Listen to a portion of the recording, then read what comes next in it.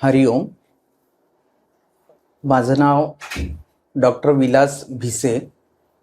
ऐरोली उपासना केंद्रात मी उपासनेला जातो. प्रत्यक्ष 1999ला मला बापूंविषयी समजलं, तेही माझ्या सासरकडच्या मंडळींकडनं, जेव्हा माझं लग्न ठरलं होतं. त्यानंतर बापूंचे अनेक अनुभव मला आले. त्यातला एक अनुभव मी आता तुमच्यासमोर सांगतोय.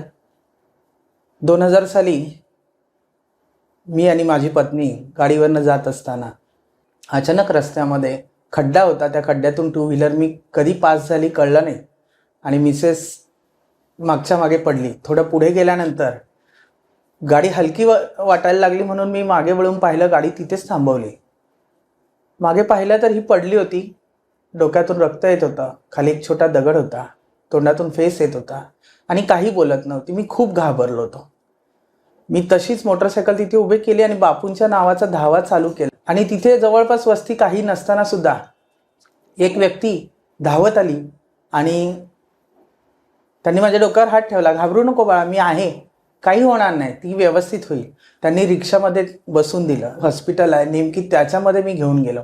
तिथून पुढे तिची ट्रीटमेंट ही होईपर्यंत अगदी 25 दिवस जवळजवळ सतत माझ्या मनामध्ये तेच येत होतं. आणि मी पुढे गेल्यानंतर जेव्हा मी दवाखान्यात घेऊन गेलो त्यानंतर ती व्यक्ती नाहीशी झाली.